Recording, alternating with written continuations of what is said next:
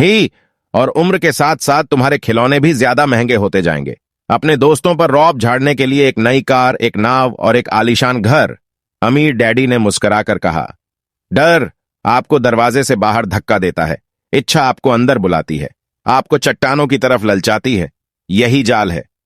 तो इसकी काट क्या है? माइक ने पूछा। डर और इच्छा अज्ञान की वजह से बढ़ते हैं, इसलिए अमीर लोगों के पास जितना ज्यादा पैसा होता है उनका डर भी उतना ही ज्यादा बड़ा होता है। धन ही गाजर है। भ्रम है, अगर गधा पूरी तस्वीर देख सकता तो शायद वह गाजर का पीछा करने के अपने फैसले पर दोबारा सोचता। अमीर डैडी ने आगे यह समझाया कि आदमी की जिंदगी अज्ञान और ज्ञान के बीच होने वाला संघर्ष है। उन्होंने बताया कि एक बार कोई आदमी खुद के बारे में ज्ञान की खोज करना बंद कर देता है तो उसकी जिंदगी में अज्ञान घुस जाता है। यह संघर्ष हर पल होता है। इसीलिए हमें यह फैसला करना है, यह सीखना है कि अपने दिमाग को खुला रखा जाए या इसे बंद कर लिया जाए। देखो, स्कूल बहुत ज्यादा महत्वपूर्ण है। आप स्कूल इसलिए जाते हैं ताकि आप वहां कोई कला या व्यवसाय सीख सकें और इस तरह से आप समाज में योगदान दे सकें। हर समाज में शिक्षकों, डॉक्टरों, मैकेनिकों, कलाकारों, रसोइयों, व्यावसायिक लोगों, पुलिस अफसरों, दमकल कर्मियों और सिपाहियों की जरूरत होती है। स्कूल उन्हें यह सब सिखाते हैं ताकि हमारा समाज विकसित हो सके और हमारी संस्कृति समृद्ध हो सके। अमीर डैडी ने कहा। दुर्भाग्य से कई लोगों के लिए स्कूल शिक्षा का अंत होता है, शुरुआत नहीं। एक लंबी खामोशी छाई रही। अमीर डैडी मुस्कुरा रहे थे। उस दिन उन्होंने जो कहा था वह मैं पूरी तरह से नहीं समझ पाया था, परंतु ज्यादातर महान शिक्षकों के शब्द सालों तक हमें सिखाते रहते हैं। उनके शब्द इसी तरह से आज भी मेरे साथ हैं। मैं आज थोड़ा निर्मम हुआ, अमीर डैडी ने कहा। एक वजह से निर्मम हुआ, मैं चाहता था कि तुम लोगों को आज की यह चर्चा हमेशा याद रहे। मैं चाहता हूं कि तुम लोग हमेशा मिसेज मार्टिन के बारे में सोचो। मैं चाहता हूं कि तुम लोग हमेशा उस गधे के बारे में सोचो। इन्हें कभी मत भूलना। अगर तुमने अपनी समझदारी से उन्हें काबू में नहीं किया तो डर और लालच की तुम्हारी दोनों भावनाएं तुम्हें जिंदगी के सबसे बड़े जाल में फंसा सकती हैं। अपनी जिंदगी को डरते डरते गुजारना, अपने सपनों को पूरा न करना निर्ममता है। यह भी निर्ममता है कि पैसे के लिए कड़ी मेहनत की जाए और यह सोचा जाए कि पैसे से खरीदी गई चीजें सुख दे सकती हैं। बिल चुकाने के डर से घबराकर आधी रात को जागना जीने का एक भयानक तरीका है। तनख्वाह के हिसाब से जिंदगी जीना भी कोई जीना है। यह सोचना कि कोई नौकरी आपको सुरक्षा का एहसास दे सकती है, खुद से झूठ बोलना है, यह निर्ममता है और यही वह जाल है जिससे मैं तुम्हें बचाना चाहता हूं। मैंने देखा है कि पैसा किस तरह से लोगों की जिंदगियों को चलाता है। ऐसा अपने साथ मत होने देना। भगवान के लिए पैसे को अपनी जिंदगी मत चलाने देना। हमारी मेज के नीचे सॉफ्ट बॉल आ गई। अमीर डैडी ने उसे उठाया और वापस खिलाड़ियों के पास फेंक दिया। तो अज्ञान का लालच और डर से क्या ताल्लुक है? मैंने पूछा। यह पैसे का अज्ञान ही है जिसकी वजह से इतना लालच और इतना डर पैदा होता है, अमीर डैडी ने कहा।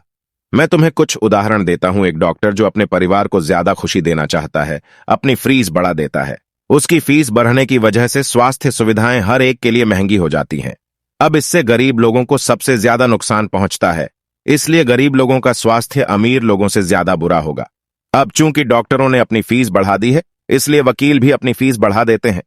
चूंकि वकीलों ने अपनी फीस बढ़ा दी है, इसलिए स्कूल के टीचर भी अपनी तनख्वाह बढ़वाना चाहते हैं, जिसके कारण हमारा टैक्स बढ़ता है और यह सिलसिला अनंत काल तक यूं ही चलता रहता है।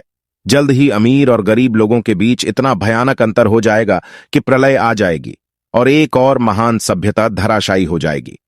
महान सभ्यताएं तभी धराशायी हुई हैं जब अमीरों और गरीबों के बीच का फासला बहुत ज्यादा हो गया है। अमेरिका भी उसी रास्ते पर चल रहा है और इससे यह साबित होता है कि इतिहास अपने आप को दोहराता है, क्योंकि हम इतिहास से कुछ नहीं सीखते हैं। हम केवल ऐतिहासिक तारीखें और नाम रटते हैं, उनके सबक को भूल जाते। क्या कीमतें नहीं बढ़नी चाहिए?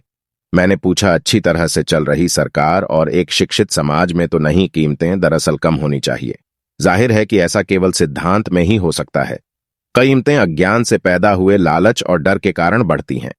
अगर स्कूलों में धन के बारे में सिखाया जाता तो लोगों के पास ज्यादा पैसा होता और बाजार की कीमतें भी कम होती, परंतु स्कूलों में सिर्फ पैसे के लिए काम करना सिखाया जाता है। पैसे की ताकत का इस्तेमाल नहीं सिखाया जाता। परंतु हमारे यहां बिजनेस स्कूल भी हैं? माइक ने पूछा। क्या आप मुझे अपनी मास्टर्स डिग्री के लिए बिजनेस स्कूल जाने के लिए प्रेरित नहीं कर रहे हैं? हे, अमीर डैडी ने कहा।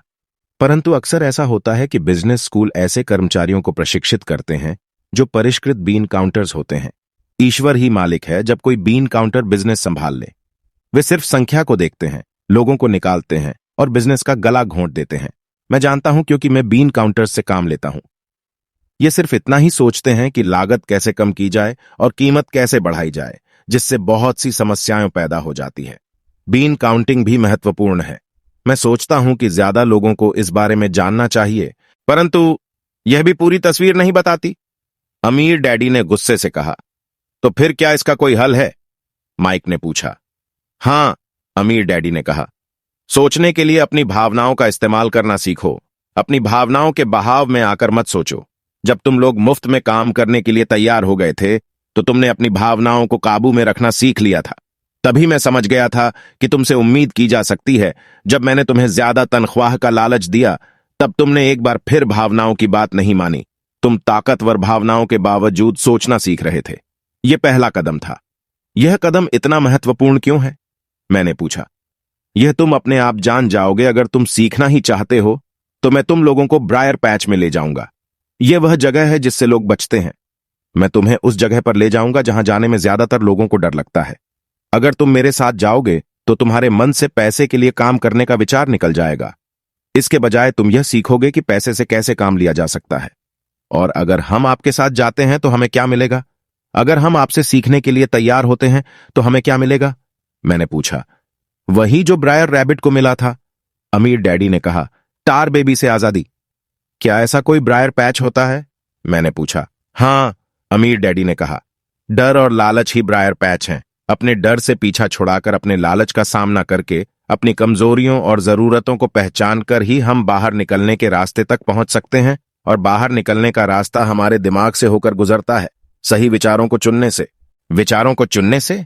माइक ने आश्चर्यचकित होकर पूछा। हां, इस विचार को चुनकर कि हम क्या सोचेंगे, बजाय इसके कि हम अपनी भावनाओं में बहकर लगातार प्रतिक्रिया करते रहें। सुबह उठने और काम पर जाने से ही आपकी समस्याएं नहीं सुलझ जात, क्योंकि बिल चुकाने के लिए पर्याप्त पैसा न होने का डर आपको सताता रहेगा। सोचने से आपको खुद से एक सवाल पूछने का समय मिलता है। इस तरह का सवाल, क्या इस समस्या का सबसे बढ़िया समाधान इस पर और ज्यादा मेहनत करना है? ज्यादातर लोग इतनी बुरी तरह घबराए होते हैं कि वे खुद अपने आप को असली बात नहीं बताते कि डर हावी हो रहा है, और नतीजा यह निकलता है कि वे सोच ही नहीं पाते और इसके बजाय दरवाजे से बाहर दौड़ लगा देते हैं। टार बेबी हावी हो जाती है। अपने विचार चुनने से मेरा यही मतलब था। पर हम ऐसा किस तरह करेंगे? माइक ने पूछा। यही तो मैं तुम्हें सिखाने वाला हूं। मैं तुम्हें यह सिखाऊंगा कि तुम्हारे पास चुनने के लिए विचारों के विकल्प होने चाहिए, ताकि तुम हड़बड़ी में काम करने से बच सको, जैसे अपनी सुबह की कॉफी पीकर दरवाजे से बाहर दौड़ लगाने की आदत से। मैंने तुमसे जो पहले कहा था उसे याद रखो। नौकरी दीर्घकालीन समस्या का अल्पकालीन समाधान है। ज्यादातर लोगों के दिमाग में सिर्फ एक समस्या होती है और यह थोड़े समय की होती है। यह समस्या होती है महीने के आखिर में चुकाए जाने वाले बिल, यानी टार बेबी। अब पैसा उनकी जिंदगी चलाता है, या मैं यह कहूं कि पैसे को लेकर उनका डर और अज्ञान उनकी जिंदगी चलाते हैं। तो वे वही करते हैं जो उनके माँ बाप ने किया था। सुबह उठो और पैसे के लिए काम करो। वे इतना समय भी नहीं निकाल पाते कि यह सोच सकें क्या कोई दूसरा तरीका है। इस वक्त वे दिल से सोचते हैं, दिमाग से नहीं। दिल से सोचने और दिमाग से सोचने में क्या फर्क होता है? माइक ने पूछा। अमीर डैडी ने जवाब दिया। मैं इस तरह के जुमले अक्सर सुनता हूं। हर आदमी को काम करना पड़ता है, या अमीर लोग शोषक होते हैं, या मैं दूसरी नौकरी ढूंढ लूंगा।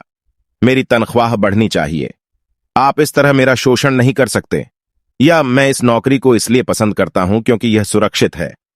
इसके बजाय हमें यह कहना चाहिए, क्या यहां ऐसा कुछ है जो मुझे नहीं मिल रहा है? इस तरह भावना पर आधारित हमारे विचारों की जंजीर टूट जाएगी और हमें ज्यादा अच्छे तरीके से सोचने का मौका मिल जाएगा। मुझे मानना ही पड़ेगा कि मेरे लिए यह सबक एक महान सबक साबित हुआ।